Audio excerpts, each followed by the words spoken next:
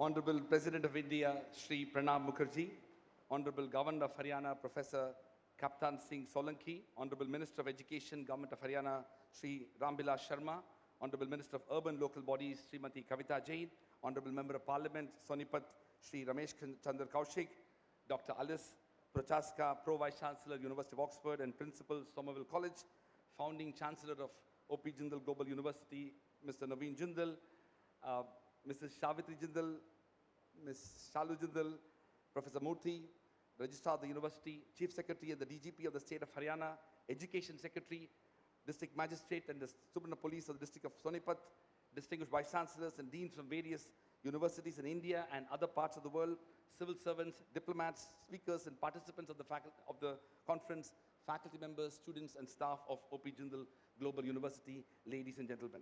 At the outset, I would like to extend a warm welcome to all of you to the campus of O.P. Jindal Global University and to the International Conference on the Universities of the Future, Knowledge, Innovation and Responsibility.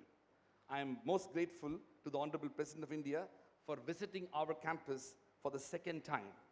We deeply appreciate your inspiring efforts to raise the quality of higher education with a view to promoting excellence in all its manifestations. Sir, your visit to the campus of O.P. Jindal Global University on 21st March 2013 was one of the defining moments in the brief institutional history of JGU.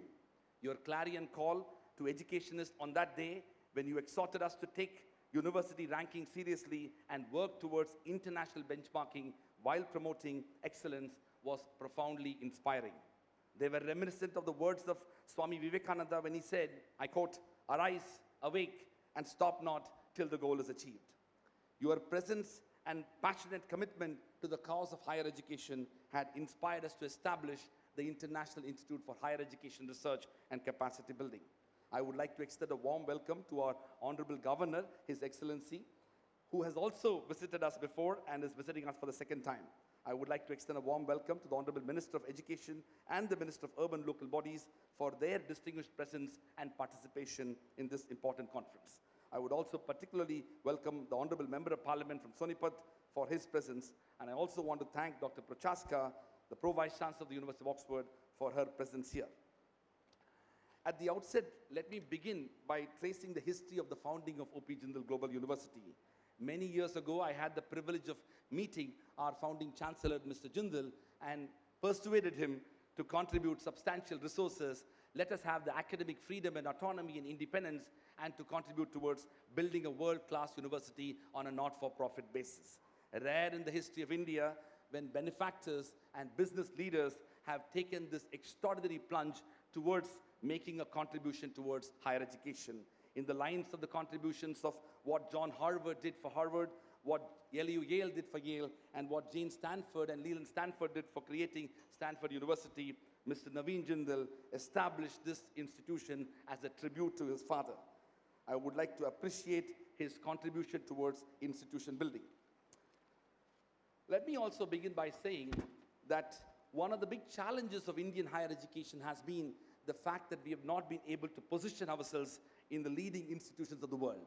This problem has been time and again highlighted by no less than the President of India on a number of occasions, and he has defined his presidency through the contribution that he has singularly made towards advancing the cause of higher education. While that specific role he has performed by being the visitor of over 116 institutions in the country, he has galvanized social and intellectual consciousness towards advancing the cause of higher education.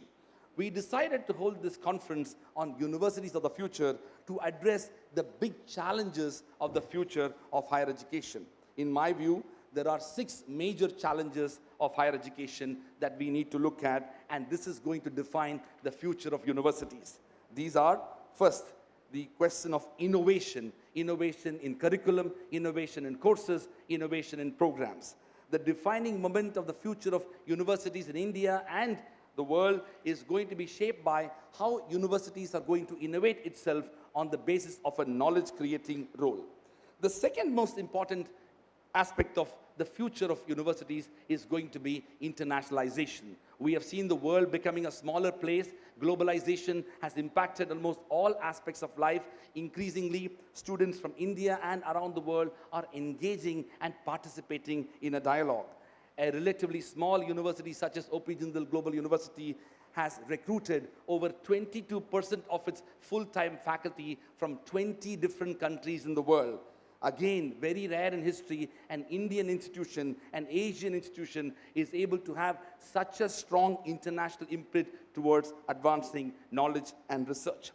We also look at the internationalization of our programs as well as agendas for advancing research aspirations of our students and faculty. The third aspect of the future of universities is going to be use of information technology and technology-enabled education that is going to once again democratize the future of education.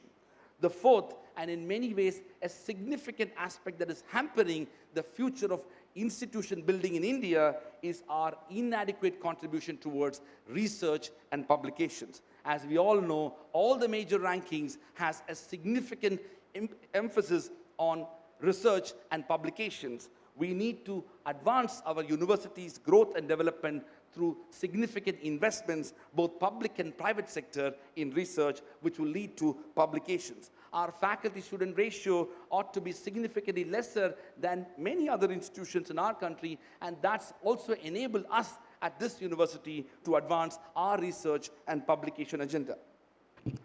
The fifth aspect of the future of universities is going to be the regulatory reforms and governance challenges. I strongly believe that we are over-regulated and under-governed in our universities. We need to create an enabling environment in which the ecosystem that is currently available for universities' growth and evolution need to be challenged. We have over 20 regulatory bodies that are regulating all aspects of higher education, and specialized education is regulated even more, besides, of course, the state and central government. We need to figure out a way by which the ecosystem that is currently enabling many institutions around the world to advance its agenda has to be addressed. Lastly, I would say that the need for autonomy and responsibility of universities need to be protected. Universities need to become more autonomous, at the same time should be willing to take more responsibility. Time and again, no less than our president himself has lamented about the fact that not a single Indian university is one of the top 200 in the world in the global rankings. Although in the recent times, few of the rankings have begun to see some of the Indian institutions there, but I have to say that we have a long way to go. In fact, just 2 days ago, the Times Higher Education had released the Asian university rankings, and I must confess that India does not have a single university in the top 25 among the Asian universities, while China has 5 universities in those rankings, besides Hong Kong, Singapore, Taiwan, and many other countries. We need to introspect and think about the future of universities, which will enable and empower us to contribute towards institution building for nation building. I have always maintained that while Make in India is important for developing business and also advancing the economic opportunities, the future of India will depend upon the making of India through academic institutions and universities. The making of India is far more important than Make in India, because we will not be able to achieve the objectives of the Make in India unless and until we invest in education, research, skills, and knowledge development.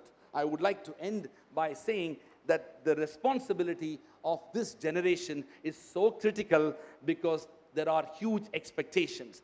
850 million people in India are less than 35 years of age.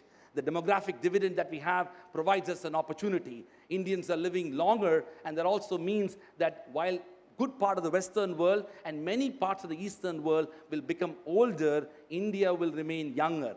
This demographic dividend, the demographic advantage that we have, cannot be achieved in its fullest potential unless and until we transform our institutions. So, I once again thank all of you and welcome all of you to this conference. I sincerely hope that the deliberations of this conference address some of the significant challenges of the universities of the future, which has its core on knowledge creation, innovation advancement, and responsibility sharing. Thank you very much.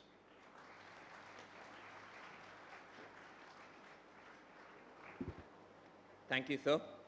I now request the founding Chancellor, Shri Naveen Jindal, to present the bouquet and memento to the President of India, Shri Pranab Mukherjee.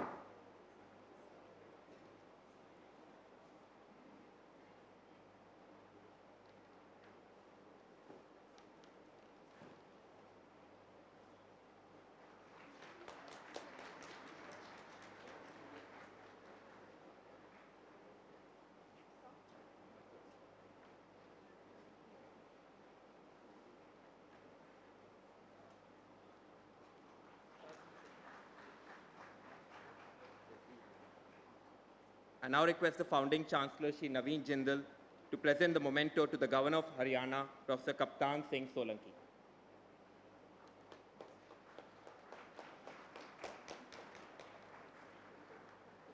I request the founding Vice Chancellor, Professor C. Rajkumar, to present the memento to the Minister for Urban Local Bodies, Government of Haryana, Srimati Kavita Jain.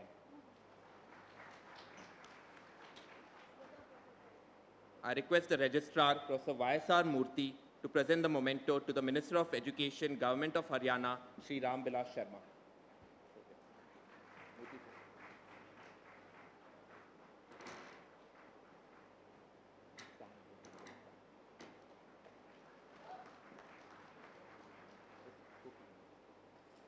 I request the Registrar, Professor Y.S.R. Murthy, to present the memento to the Member of Parliament, Shri Ramesh Chandra Kaushik.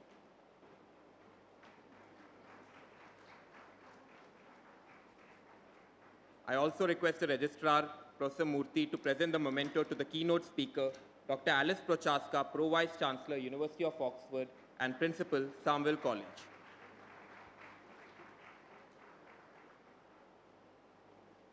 I request Shri Naveen Jindal, Chancellor, O.P. Jindal Global University, to deliver the Chancellor's speech and remarks.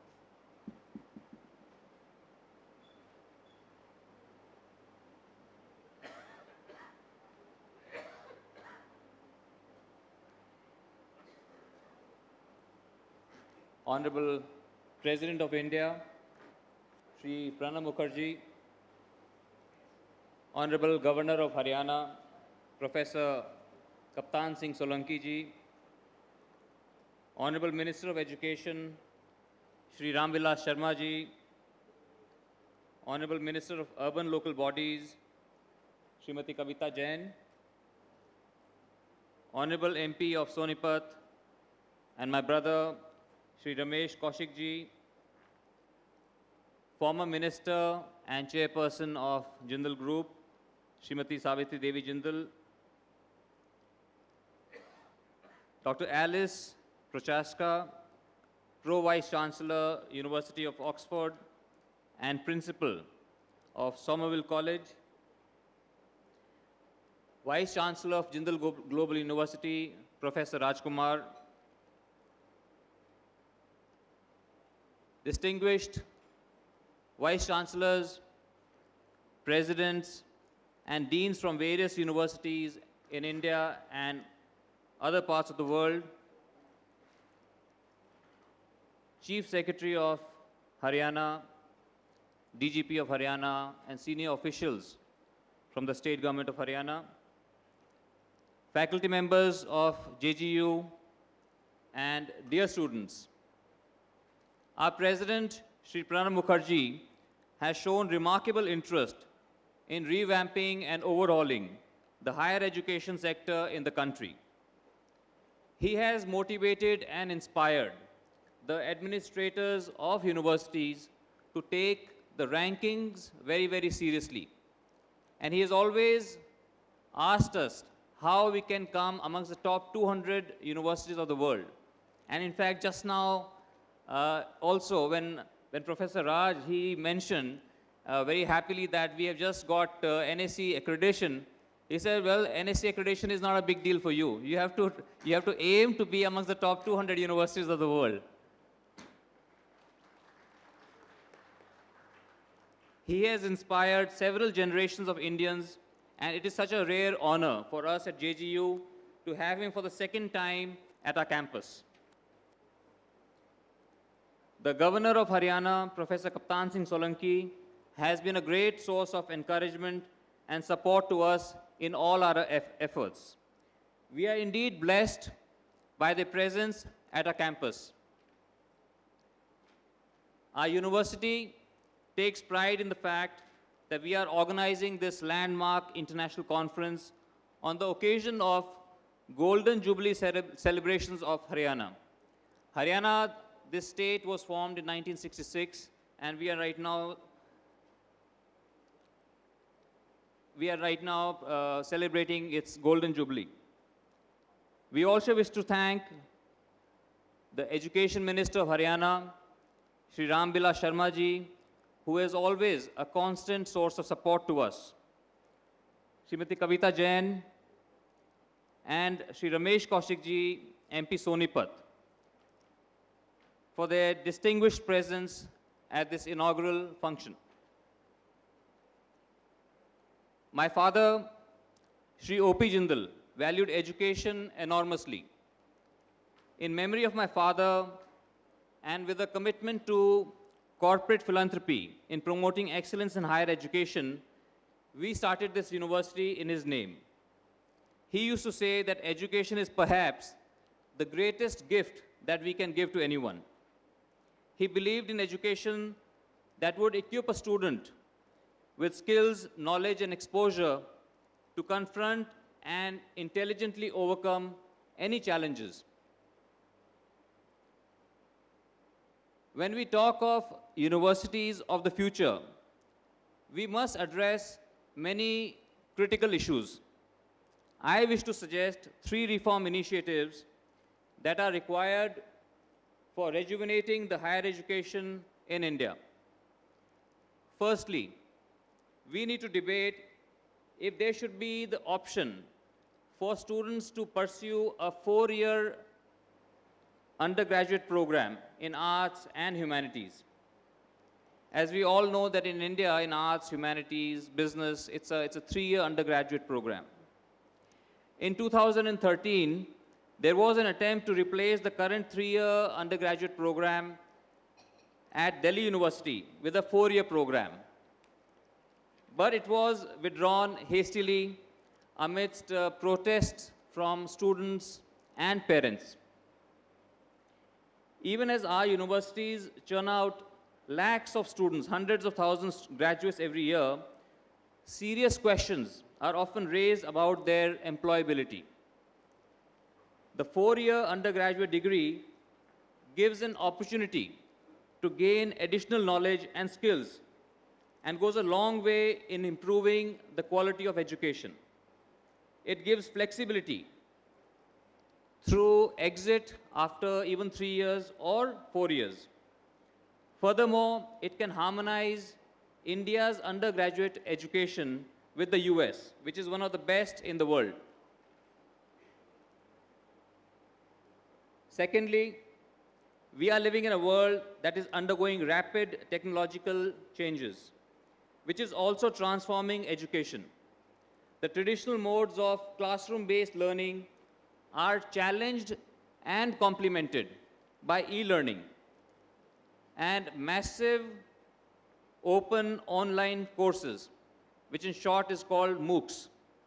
We must fully harness the technological potential for building a university of the future. What's being taught here in O.P. Jindal University or at Harvard or at Yale can easily be made available at any college anywhere in the world. So we have to really harness and use technology to its fullest.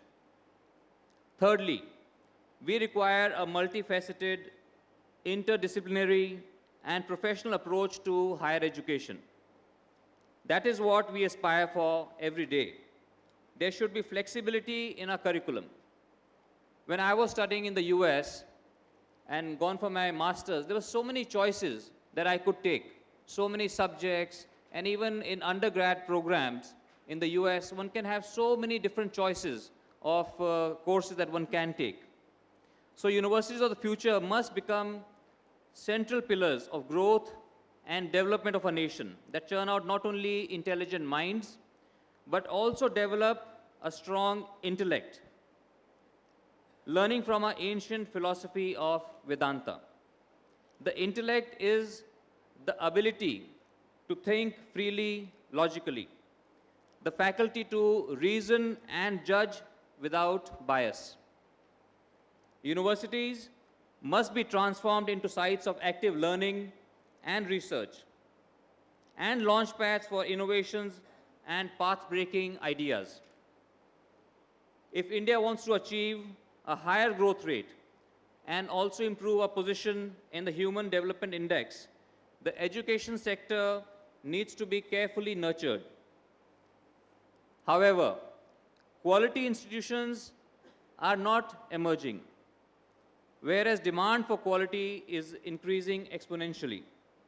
There is an urgent need to create world-class universities within India to enable students to choose from a range of options available to them.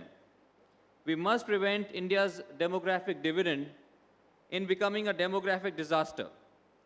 Universities of the future must aim at knowledge creation rather than just granting degrees.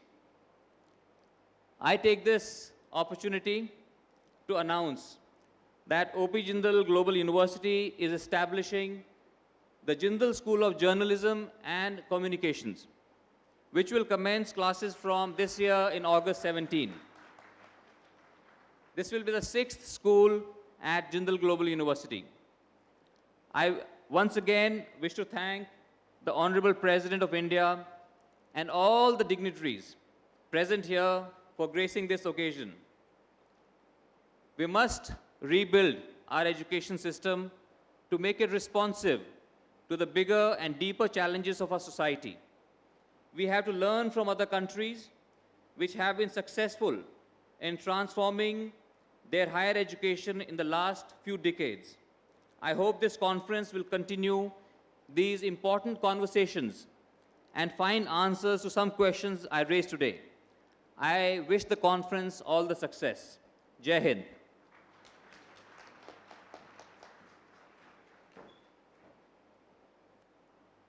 Thank you, sir.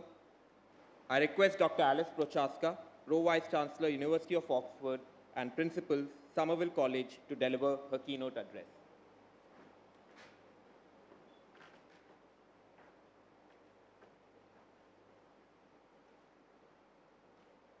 Your Excellency, Honorable Shri Pranab Mukherjee, President of India, Honorable Ministers, yes, I'll try.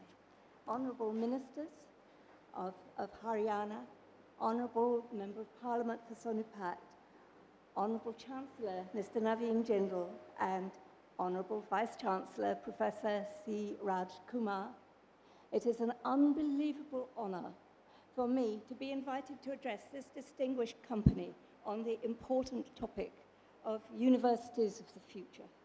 I thank you very humbly for the honor, and I offer you my awe and admiration for the contribution that the OP Jindal Global University is making to the advancement of learning and innovation, both through this conference and through all the work that it has been doing since the day of its foundation. I bring greetings from one of the oldest universities that is still in existence, the 900-year-old University of Oxford, to one of the youngest. But even if we differ in the matter of antiquity and also in our respective size, we share in the aspiration of our founders, those of 900 years ago and those of less than 9. We seek to make the world a better place. The universities of the future, like those of today, will serve an almost infinite number of communities in almost every nation of the world, and in any number of different ways. They will range from massive organizations with tens or hundreds of thousands of students to small colleges with just a few hundreds. Some will offer a full spectrum of higher education, from medicine to engineering to law, philosophy, and the literatures and languages of the world, while others specialize in science or the liberal arts or even more particular branches of learning. One American university recently in the news claimed to offer degrees only in tourism and hotel management, and then had to settle out of court because they had not given value to their fee-paying students. There are, and there probably always will be, universities that are less than universal, offering an education and sometimes even an indoctrination in very particular religious or ideological points of view. But the great universities of the world do justice to the universal value that the word university implies. They are open, international, and committed to inquiry and innovation. I would like to focus my brief remarks here today on 3 A's, or that is 3 words beginning with A. Advancement, meaning the advancement of society and human well-being. Access, that is the access to learning and knowledge and to the facilities underpinning that access that students expect. And autonomy, that all-important ability for students and professors alike to pursue the vision and values of higher education with good judgment, responsibility, accountability, and freedom from inappropriate constraints. Advancement first. My colleagues at Oxford are engaged in making medical and scientific advances that will produce and have produced cures for forms of cancer, treatments for diabetes, improvements in combating maternal and infant mortality, new legal frameworks, breakthroughs in understanding how human behavior in the past has shaped our present world, and much more. We work within an environment of collaboration where as many as 3/4 of the scholars working in some of our research units and our various student bodies come from countries other than the United Kingdom. And international cooperation at home and in the field is essential to making research advances. The same is true of universities around the world. I'll give you a couple of examples from my own experience close to home.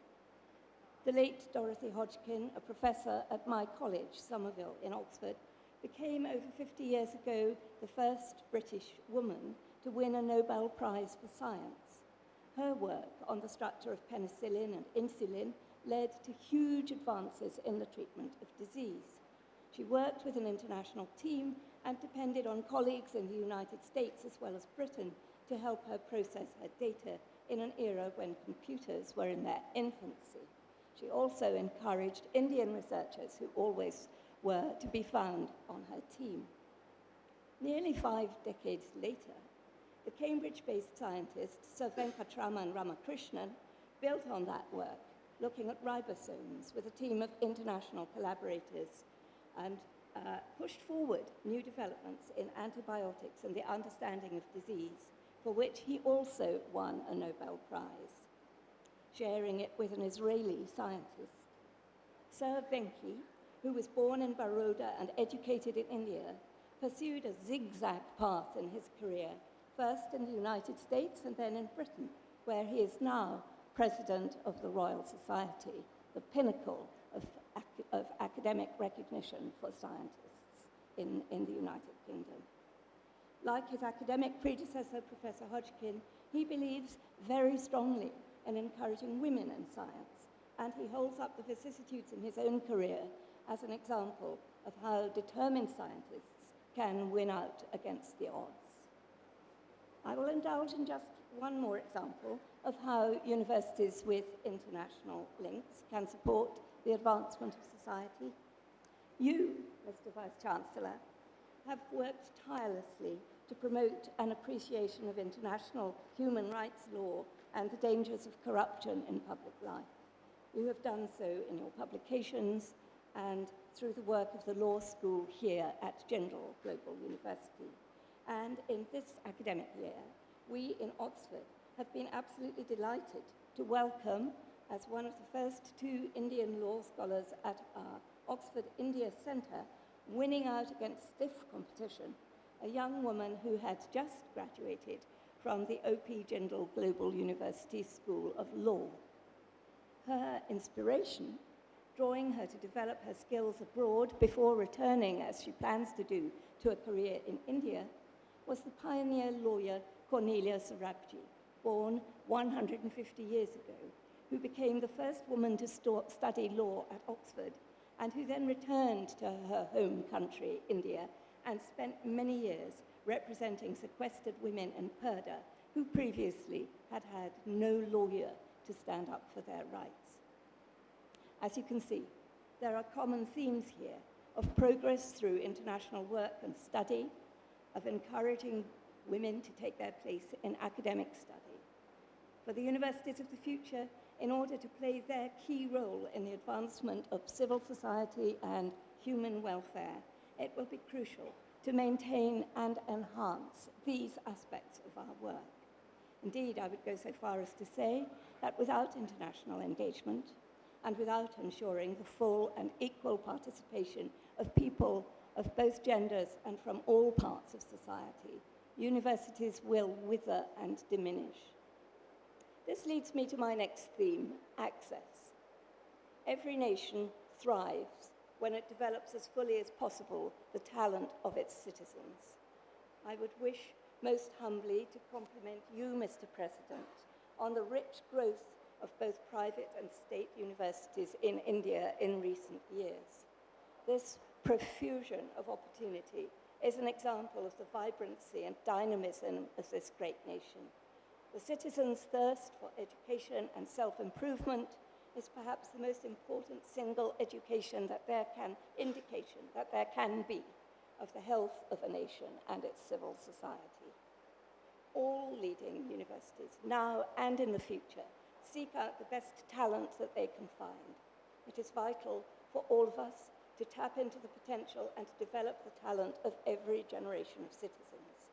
In my own university, we are working hard to encourage students from backgrounds that do not traditionally send their children to university, and still less to Oxford, which is currently ranked top in the world.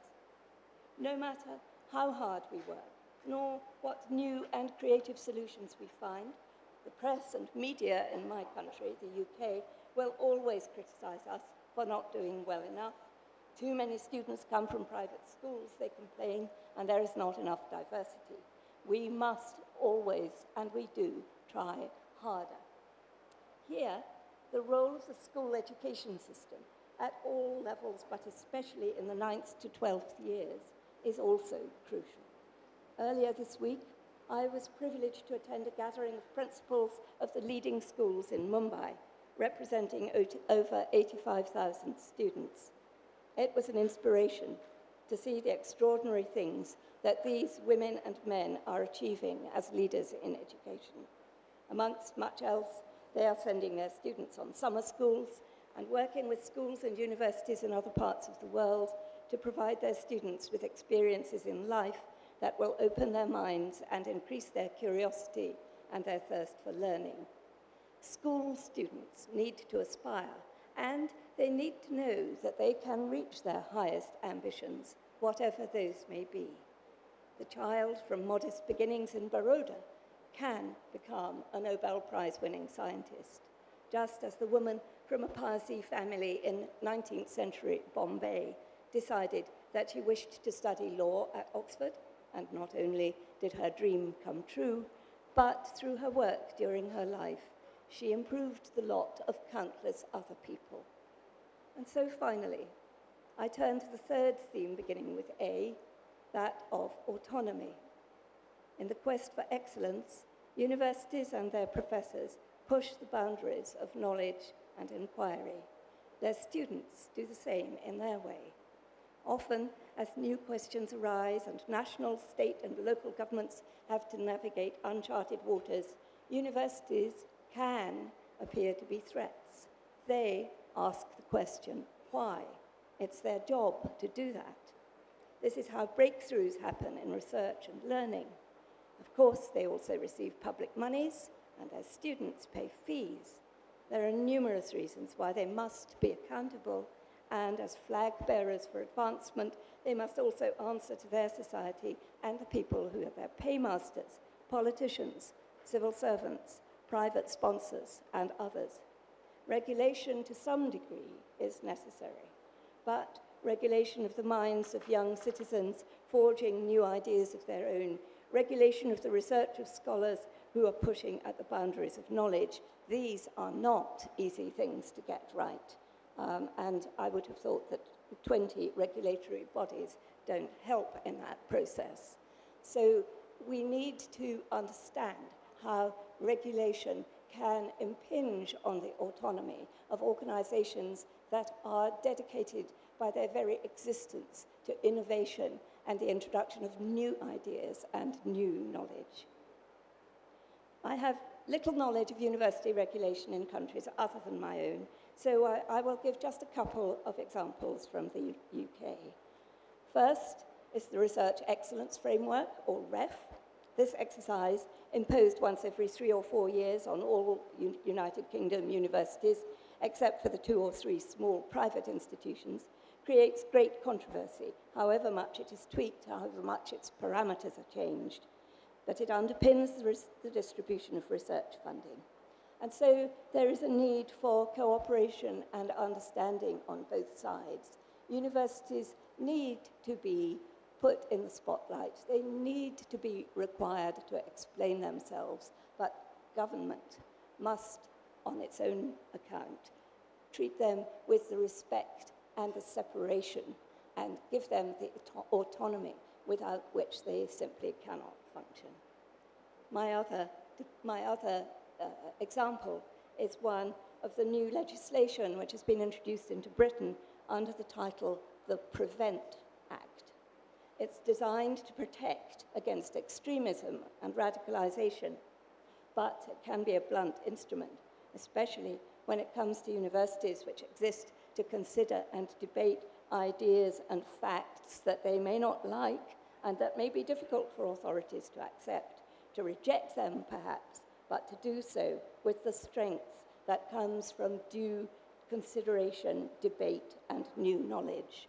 And here again, the government and the universities have to cooperate and understand one another. And it's essential that the autonomy of the universities should not be unduly infringed by regulations that determine that this, that, or the other person is a threatening individual who ought not to be invited to campus. So, advancement, access, autonomy, these are all immensely important, and they all support the global reach and the innovation that this conference is all about. And I congratulate OP Jindal University and your funder and your founding Vice-Chancellor on setting up this important conference, and I wish it all the very best. Thank you.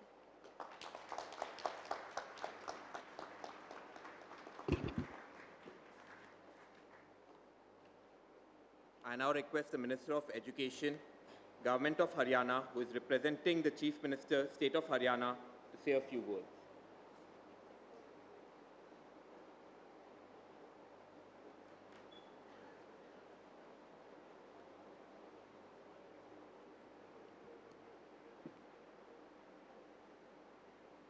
आज सौभाग्य से हमारे बीच में उपस्थित भारत के महामहिम राष्ट्रपति श्रद्धेय डॉक्टर प्रणब मुखर्जी, हरियाणा के मान्यवर राज्यपाल महोदय आदरणीय प्रोफेसर कप्तान सिंह सोलंकी,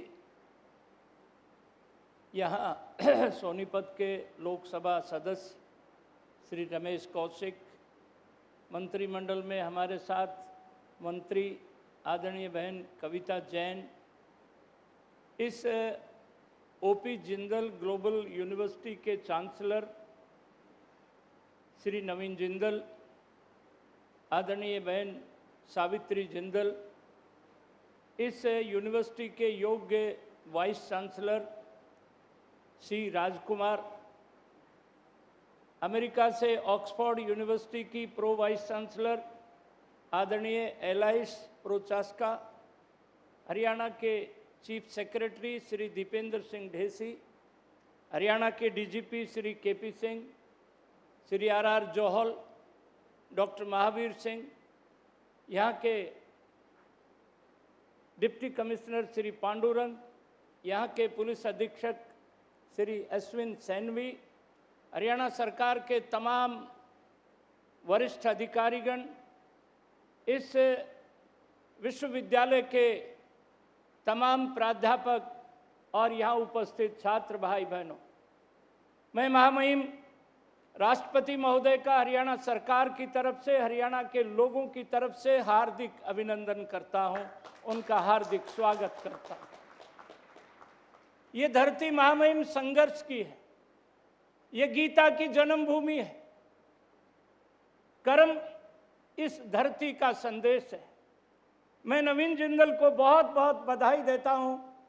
मेरा ये सौभाग्य रहा कि श्रीमान ओपी जिंदल के साथ हम हरियाणा की विधानसभा में 91 में एक ही बेंच पर बैठने का हमारा सौभाग्य, और लायक पुत्रों की तरह से अपने पिता की स्मृति को याद रखने के लिए, बहुत देर तक याद रखने के लिए विश्वविद्यालय उनके नाम से बनाना, ये सबसे उपयुक्त काम नवीन जिंदल ने किया है। इसके लिए मैं बहुत बहुत बधाई देता हूं। आज का जो विषय रखा है, ज्ञान, भविष्य, शिक्षा, संस्कार और संस्कृति, ये भारत का पेटेंट है।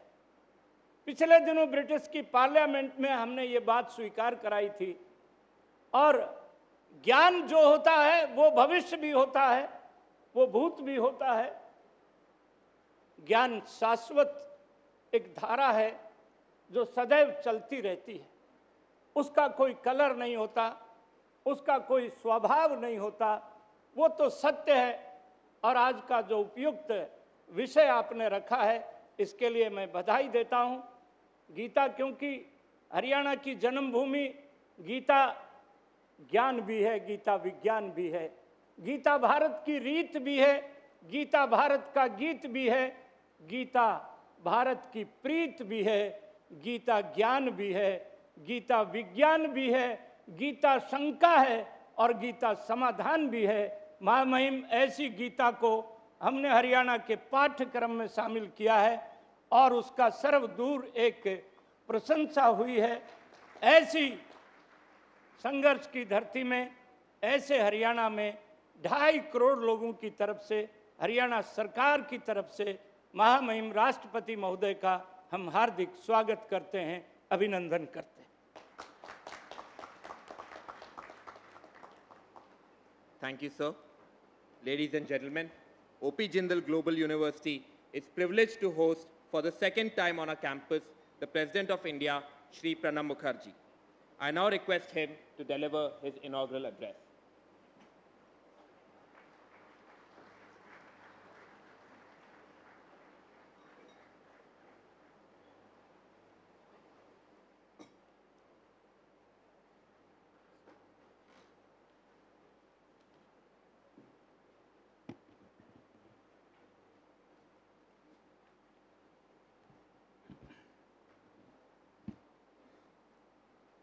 Professor Captain Singh Solanki, Honorable Governor, Haryana,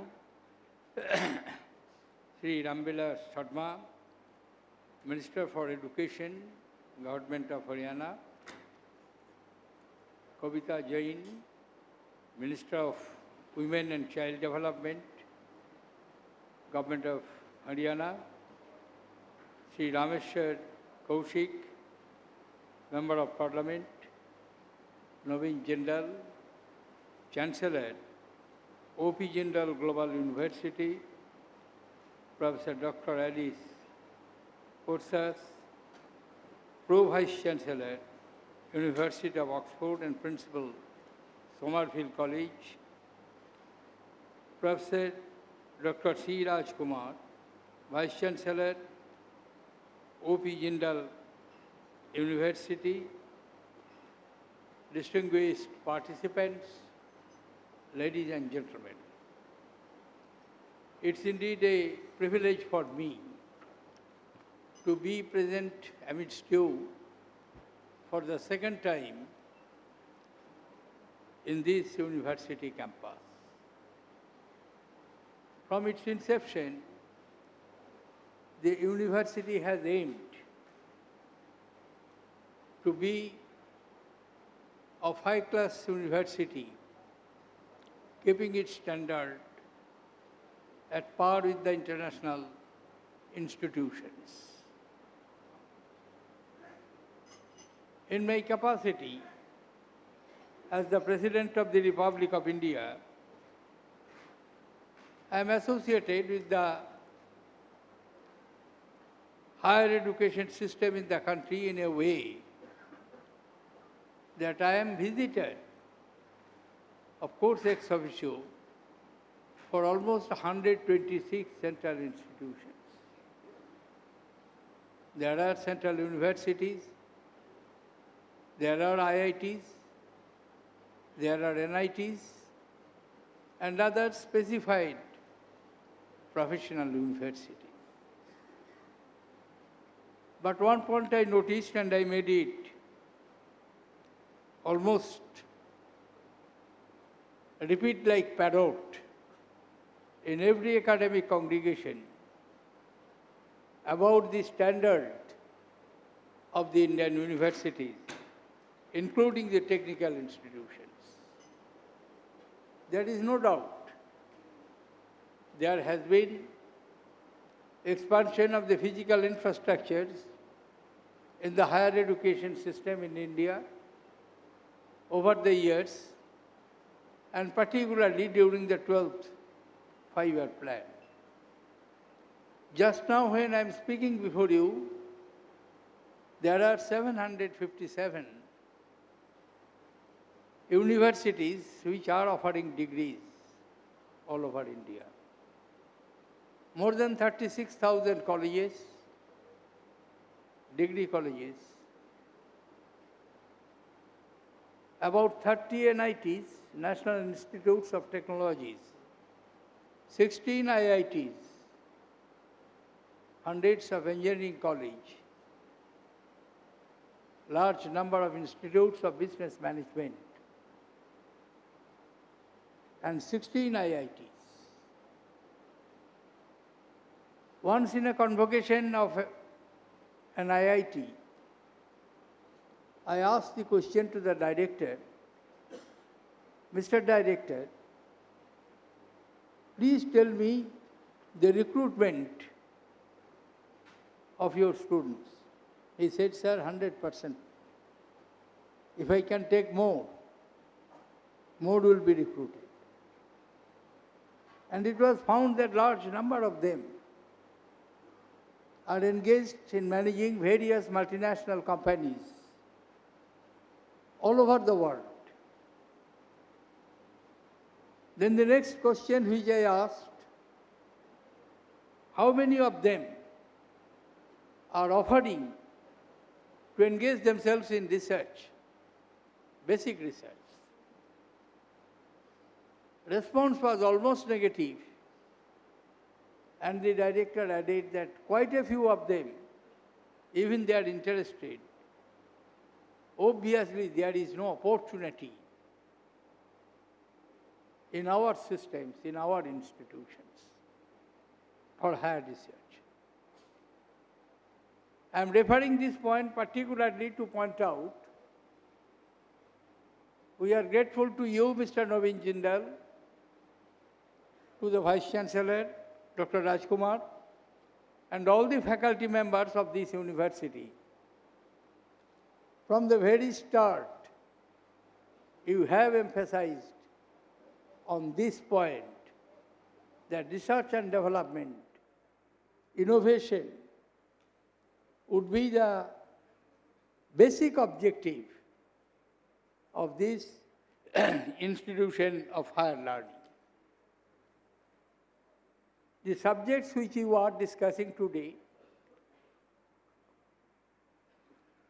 on which Madam Alice spoke in details about the futuristic universities, what would be the requirement for the future. If we go back to the history of the higher education all over the world, including our country, we will find initial days the query which human being had, the philosophy, and also the spiritual aspects, which became the dominant subjects of the universities, not only of specialized universities, but also the other universities. After the Industrial Revolution, and even before that, in Europe, there were massive changes. Emphasis on basic science, particularly research and its applications through innovations, continued to be the major stream in the education. Today also an opportunity has come, and that opportunity provides us to look into more details the requirement of today's higher educational system. While making his observations, Vice Chancellor Rajkumarji was referring to India's demographic dividend. It is fact, between 2030 to 2050, there would be an opportunity for the Indian youth, and having the fortune of 50% of its population below the age of 25, and nearly 60% of them are in the working age group. We have the largest number of working hands in the world compared to the aging population in Europe, USA, and China. Therefore, the employment opportunities for Indian youth will be more. But that is theoretical aspect of the issues. When we come to the practical aspect, large number of them are not effectively employable because what the industry requires, they do not provide that skill. Therefore, there is a mismatch. What I am emphasizing on, we shall have to bridge this mismatch. Not only we shall have to provide on the global platform large number of workforces, but they must be competent, skilled, and fulfill the requirement for the industry and services. In that context, in today's, particularly in India, we are not used to have this close interfacing between industry and academy. Those days were gone in the ancient times, when the rulers, kings, emperors, they used to provide substantial support to the universities. Universities like Takshashila, Nalanda, Udonpuri, all these important universities which were seats of learning in ancient India, which attracted like magnets, mighty minds in the form of faculty and students from all over the world, and which contributed substantially to the advancement of civilization. The roles which are being played by both the public and private reputed universities of Europe and America, Oxford, Cambridge, Harvard, Yale, host of universities, they are doing this job. Therefore, what is needed, we ought to institutionalize and intensify. I am good. Mr. Naveen Jindal himself, an entrepreneur. His father was a great entrepreneur and industrialist. He has undertaken, along with the family members who are encouraging him and contributing, particularly his mother, who was also a minister of the government of Haryana, in achieving this objective. But in host of universities, large number of them, this interfacing is absent.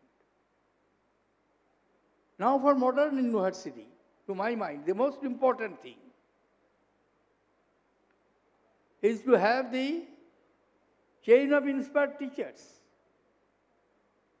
who will not only do his job, but who will ignite the imagination of the students, who will talk of not what is prescribed in the curriculum or in the syllabus, but something out of that, and we will always indulge the students to think out of box. The society in which we are living, in our day-to-day life, we shall have to find that searching minds, problem-solving minds from the students' community, from the young boys and girls who will deliver goods through their ingenuity and innovations. I started the Innovation Festival in the first week of March in Presidential House from last 2014. This year we have just completed it. And I found during the last 2-3 years, large number of persons coming from obscure places, remote villages, but have mighty mind, innovative mind, and are trying to solve the problems which the neighborhood is facing. Now, if we can encourage, I'll just give you an example. Mere innovation is not enough if it is not linked to it. Market. And that knowledge is convertible into a marketable product so that the innovators and others can get benefit from it. And for that, this linkage of academy industry is absolutely needed. To my mind, in the future universities, having futuristic approach to the universities, there will be frequent exchange of faculties. Bright persons from the industry will come and teach in the universities. Teachers of the universities will go and they will manage, of course, in their respective subjects, manage the different aspects of industry. This interchange, interfacing is necessary. It may take time, but what we can do in between, we can consult them, we can involve them in preparing the curriculum. Every year the university could have a session with the local industries to find out what is your requirement, what is your planning for the next 10 years, so that my university can make investment in those areas, in those sectors. There has been a sea change in the thinking process. I always appreciate those who conceptualized. I am not going into the merit and demerits of it because it has raised a large controversy, even in one of the pioneering countries. But my short point as a student of history was, those who imagined the European Union, those political leaders had the foresight. What dividend this step is going to give to the world? In the last century, we had, in the first half of the last century, we had 2 world wars. Whole Europe was involved. Asia, Africa, devastations went on. In the second half of the last century, people did not talk of aggression, expansion of colonies. Process of decolonization began. But in Europe itself, the major change came through European Union. And the peaceful world got the dividend of tremendous improvement in technology, advancement in science, technology, invention of mobile telephone, starting of the internet, have profoundly influenced the domain of knowledge. And this is the peace dividends which we have received. Therefore, to precisely talk on this subject, I would like to emphasize on that future universities must lay emphasis with the society, strong linkage between the various stakeholders of the society. Not merely persuasion of the theoretical knowledge. Side by side, in the Indian context, what we feel, major emphasis should be given on basic research. We are failing to do so. Our corporate sectors, our academic bodies, and even in the government,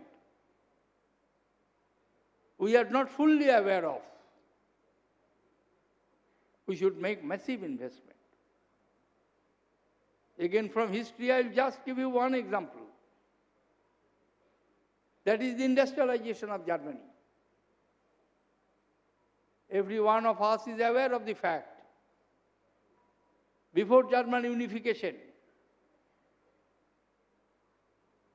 in the last quarter of the 19th century, Germany was not industrially advanced.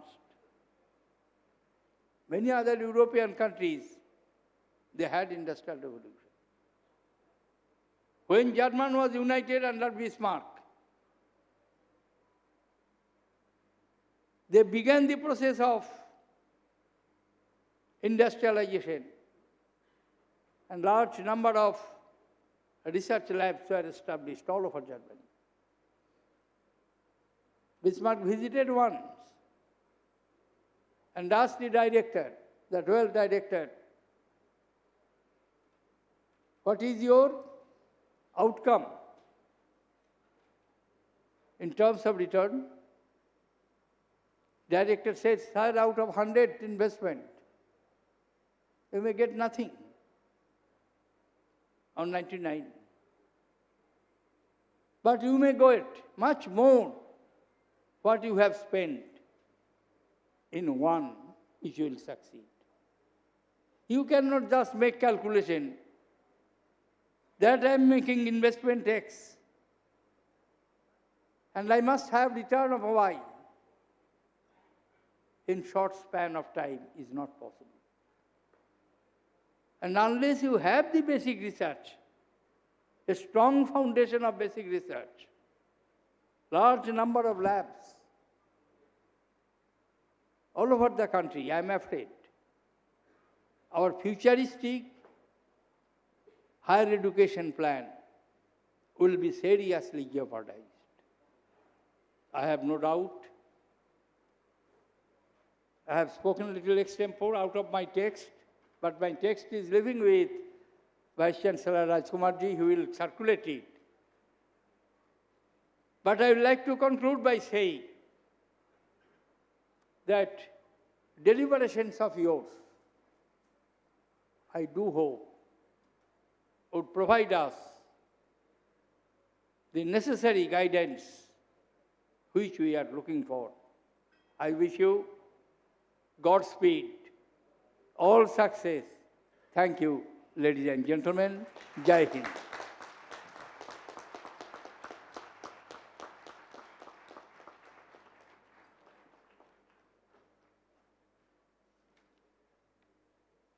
Thank you very much, sir.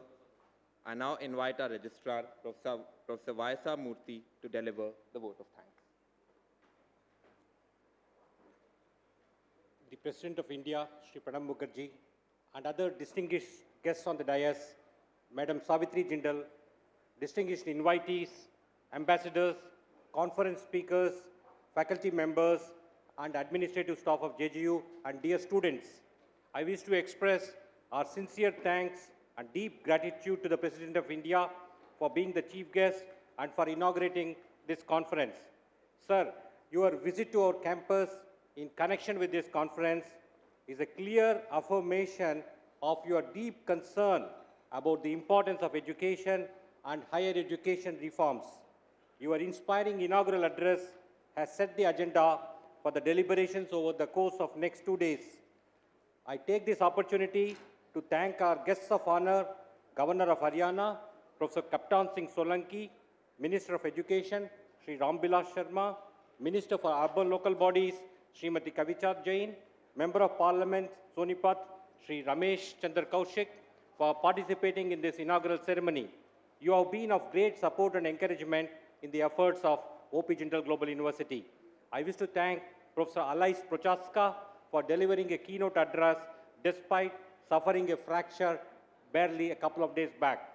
I wish to thank our Chancellor, Mr. Naveen Jindal, for his dynamic and visionary leadership, and our Vice Chancellor, Professor Rajkumar, for steering the university's efforts towards academic excellence. I wish to thank Madam Savitri Jindal, Mrs. Shalu Jindal, and other family members of Chancellor for their participation in today's function.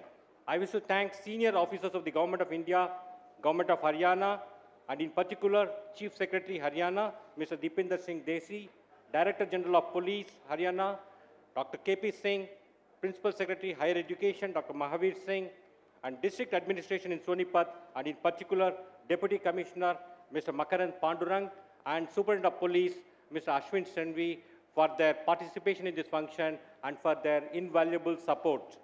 I also wish to thank all the excellencies and diplomats and representatives of print and electronic media for participating in this function.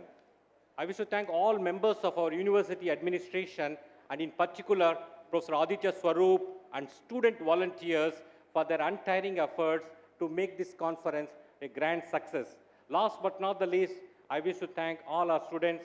Thank you. Jai Hind. Thank you very much, sir. Ladies and gentlemen, I request you to please rise for the national anthem.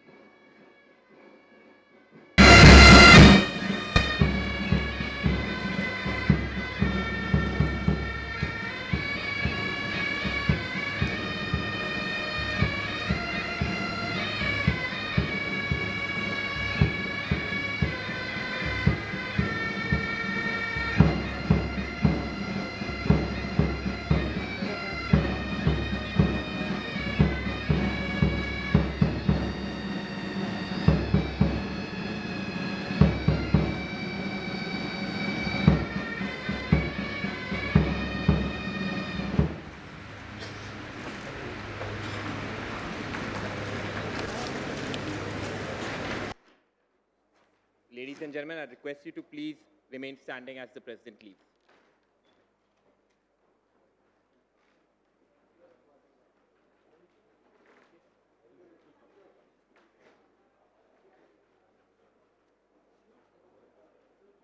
Thank you very much for attending this